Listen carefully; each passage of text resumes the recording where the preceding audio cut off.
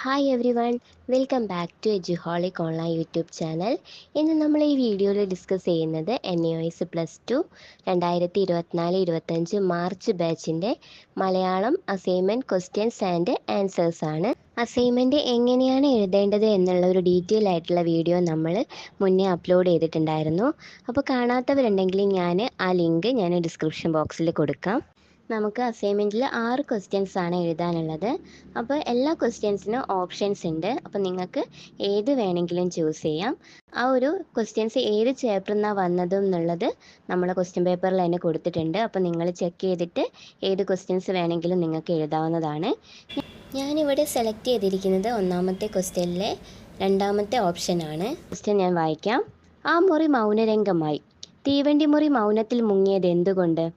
ഈ ഒരു ക്വസ്റ്റ്യൻ ചോദിച്ചിരിക്കുന്നത് ഏത് ചാപ്റ്ററിൽ നിന്നാണ്? വൈലോപ്പിള്ളിയുടെ 1, 2, 3 എന്ന് പറഞ്ഞിട്ടുള്ള ഒരു കവിതയിൽ നിന്നാണ് ഈ ഒരു ക്വസ്റ്റ്യൻ വന്നിരിക്കുന്നത്.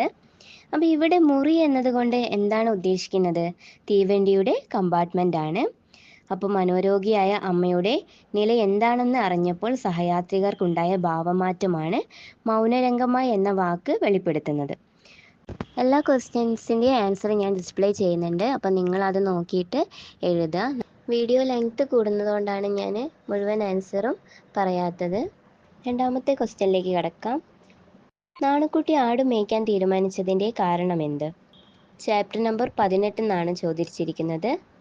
അജഗജാന്തരം എന്ന് പറഞ്ഞിട്ടുള്ള ചാപ്റ്ററിൽ നിന്നാണ് ഈ ഒരു ക്വസ്റ്റ്യൻ വന്നിരിക്കുന്നത്. അപ്പോൾ നിങ്ങൾ ഡിസ്പ്ലേ നോക്കിയിട്ട് ആൻസർ എഴുതുക. ഇനി മൂന്നാമത്തെ ക്വസ്റ്റ്യൻ നോക്കാം. ഒരു പൊതുജന സേവകൻ്റെ ജീവിതം മനുഷ്യപുത്രി എന്ന കഥയിൽ എപ്രകാരം അടയാളപ്പെടുത്തിയിരിക്കുന്നു? ഈ ഒരു ക്വസ്റ്റ്യൻ വന്നിരിക്കുന്നത് മനുഷ്യപുത്രി എന്ന് പറഞ്ഞ 4ാമത്തെ ചാപ്റ്ററിൽ നിന്നാണ്. ഇനി 4ാമത്തെ ക്വസ്റ്റ്യൻസ് നോക്കാം. മാപ്പ് എന്ന ശീർഷകം കവിതയ്ക്ക് അനുയോജ്യമാണോ? കവിത വിലയിരുത്തി നിങ്ങളുടെ കാഴ്ചപ്പാട് അവതരിപ്പിക്കുക. ഇത് 6ാമത്തെ ചാപ്റ്ററിൽ നിന്ന് ചോദിച്ചിരിക്കുന്ന ക്വസ്റ്റ്യൻ ആണ്. ഈ മാപ്പ് എന്ന് പറഞ്ഞ കവിത എഴുതിയിരിക്കുന്ന ആരാണ്? വള്ളത്തോൾ നാരായണ മേനോനാണ്. അപ്പോൾ അദ്ദേഹത്തിൻ്റെ കവിതയാണ് മാപ്പ് എന്ന്. അപ്പോൾ ഇതിലെന്താണ് പറയുന്നത്? ചൂഷണത്തിനെതിരെ സമൂഹത്തിന് മുന്നറിയിപ്പ് നൽകുന്നതാണ് ഈ മാപ്പ് എന്ന കവിത. അപ്പോൾ പല ദിക്കുകളിലേക്ക് പോകാൻ തിരക്കിടുന്ന യാത്രക്കാർ തിങ്ങിയ ഒരു റെയിൽവേ സ്റ്റേഷൻ്റെ പരിസരം കാണിച്ചുകൊണ്ടാണ് കവിത ആരംഭിക്കുന്നത്.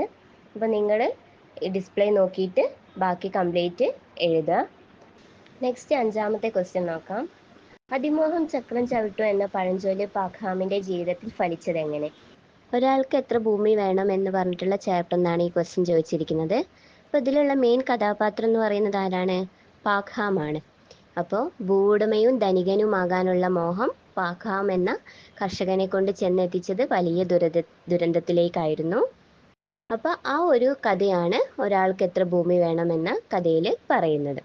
നിലം പാട്ടത്തിനടുത്ത് കൃഷി ചെയ്തും മറ്റും സന്തുഷ്ട ജീവിതം നയിക്കുന്ന കർഷകനായിരുന്നു പാഖാം.